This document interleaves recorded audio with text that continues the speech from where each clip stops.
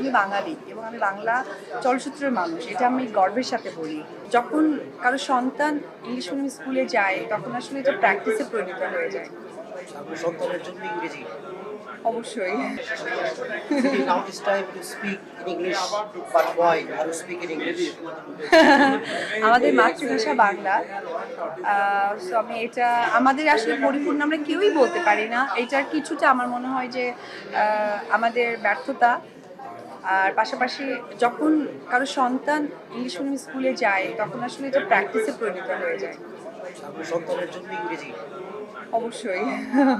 But খুব try করি যে মানে এই যে আবার ট্রাই বলে ফেললাম, মানে আমি চেষ্টা করি আমার বাচ্চাকে বাংলাটা ঠিকঠাক করতে। সে তো এখন বেশ দুটো ভাষার প্রতি অনেক বেশি দুর্বলতা। Say something for joy in English.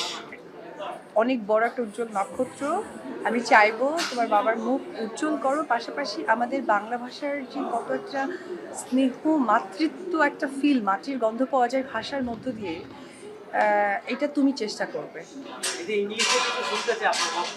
Oh my God, আমি ইংলিশ না actually What is the secret of your beauty, এটা সকলের ভালোবাসা আর কিচ্ছু না। এটা সকলেই আমাকে এত, এবং আমি আসার সাথে এখানে সবাই আমার ভাইরা বলছিল দিদির জন্য অনেক ওয়েট করছি, এটা শুনতেও ভালো লাগে। অনেক সময় দেখা যায় না যে অনেক সাংবাদিকরা এক জায়গায় হয়ে গেছে, ওয়েট করছে, তাদের মধ্যে একটা মনোমালিন্য সৃষ্টি হয়ে গেছে।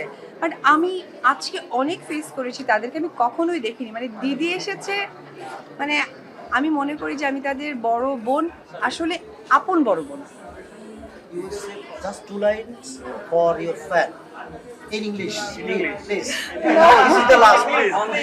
না আসলে ওই দিন আপনারা যেটা দেখেছেন সেটা হচ্ছে যে আমি একটা জাজে ছিলাম।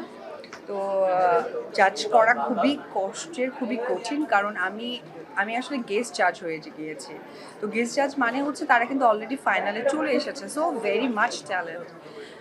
তো যেটা হয়েছিল, আমার মনে হয়েছিল যে সে একটা পারফর্ম করুক, কারণ যেহেতু মিডিয়া ইন্ডাস্ট্রি, ডেফিনেটলি আমরা বলবো যে আমাদের চলচ্চিত্রকে ঘিরেই সে পারফরমেন্স করুক অথবা কিছু একটা করুক। তো সে অনেক ভালো ইংলিশ বলছিল, এটা খুবই ভালো লেগেছিল। তো আমার কাছে মনে হয়েছিল যে আসলে আমাদের তো বেলা শেষে বাংলা ভাষায় অভিনয় করতে হয়। আমাদের একজন টিভি অভিনেত্রী আছে যে কিনা বাংলা পারতেন না, আমরা সকলেই চিনি, পরিচিত একটি মুখ।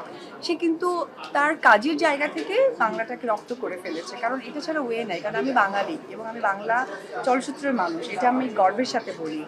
তো সে বলছিল, আমার কাছে মনে হয়েছিল যে আসলে একটা লং জার্নি ছিল তাদের, তাকে বোঝানো উচিত ছিল যে আসলে আমাদের বাংলা ইন্ডাস্ট্রি, বাংলা আমরা প্রেজেন্ট করি।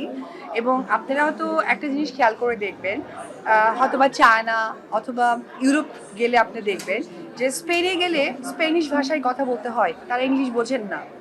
চায়নাতে গেলেও আপনাকে চায়না বলতে হয়। এই যে নিজের দেশকে প্রেজেন্ট করা বা সকলের সামনে তুলে ধরা, এবং আমাদের বাংলা তো অসম্ভব সুন্দর একটা ভাষা, এবং ওটার মধ্যে যে কি একটা ভালোবাসা। তো আমার কাছে মনে হচ্ছিল এটা গ্রুমের একটা অংশ হওয়া উচিত ছিল। যে মানে যে প্রতিযোগী ছিলেন সে ভালো বলছেন, really smart, he is a very very smart. তো সেই জায়গা থেকে আমার মনে হয়েছিল যে তার বাংলাটাও একটা গ্রুমিংয়ের পার্ট ছিল। Thank you.